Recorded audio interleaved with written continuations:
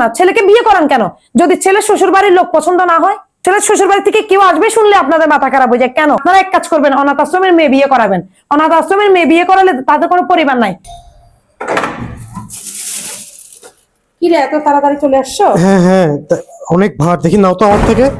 ও, সব নিছো? হ্যাঁ, তুমি যা যা বলছো সব আনছি, গলদা চিংড়ি হতে শুরু করে গরু মুরগি বড় বড় মাছ যা আছে, রুই কাতলা সব। ঠিক আছে, আসো এখানে আমি দেখি আগে যে মানে ঠিক মতো সব আনছো কিনা। আচ্ছা ঠিক আছে, চলো চলো। গলদা চিংড়ি। ও, কত পড়ছে রে? এগুলো তো অনেক বড় মাছ। 1100 টাকা। ও, ভালো হয়েছে, অনেকদিন পর আমার আম্মুরা আসবে। এখানে আরো আছে গরু মাংস। হুম। ও, এগুলা কি? কই মাছ। কই মাছ। অনেক মজার মজার মাছ নিয়ে আসছো তো। ওয়াও, এগুলা কাটা নিয়ে আসছো সব? হ্যাঁ, কাটাই আনছি, তোমার কষ্ট হবে না কোনো। তাহলে আমি রান্না করবো শুধু না? হ্যাঁ আচ্ছা রাখো। এখানে কি মুরগি? হ্যাঁ, দেশি মুরগি। ও, সব তো নিয়ে আসছো। কি ব্যাপার, এখানে এত আয়োজন কিসের, এত বাজার?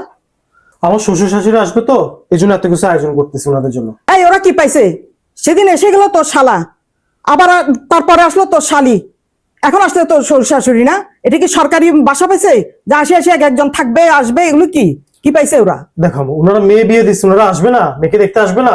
ও, আমিও তো মেয়ে বিয়ে দিছি, আমি তো বছর একবারও যাই না। কি বলতেছো তুমি এগুলো আম্মু? এই, টাকা কি গাছে ধরে?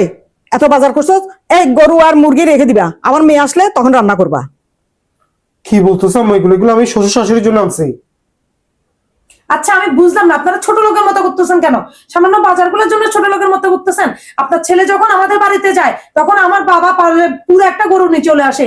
আপনারা তো যাই যাই খেয়ে আসেন আমাদের বাড়ি থেকে, আর আপনি মেয়ের বাসায় যান না? আপনার মেয়ের শ্বশুর শাশুড়ি ভালো না দেখে আপনি যান না, সেটা তো আমাদের কোনো মাথা ব্যথা না। কিন্তু আপনি আমার মা বাবার সাথে আপনি ওখানে যাওয়া নিয়ে তুলনা করতেছেন কেন?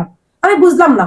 আমি অত কথা শুনতে চাই না, তুমি এগুলো রান্না করবে না, এগুলো আমার মেয়ে আসলে খাবে।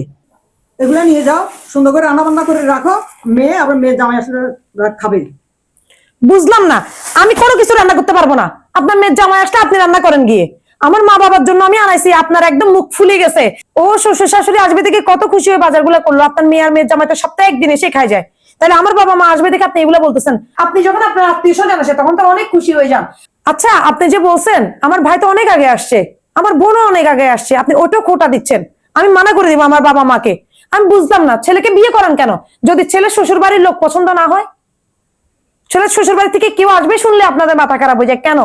অনেক শাশুড়ি আছে যারা কিনা ছেলেকে বিয়ে করায়, বিয়ে করানোর পরে উনারা কিন্তু ছেলের শ্বশুর বাড়িতে গিয়ে গিয়ে একদম কবজি ডুবাই খায়, কিন্তু ছেলের শ্বশুর বাড়ি থেকে যখন কেউ আসে তখন মুখ ফুলায় রাখে, বাজার সাজারও করতে মানা করে ছেলেকে। কি জন্য? তাহলে অনাথ আশ্রম থেকে মেয়ে বিয়ে করায় তো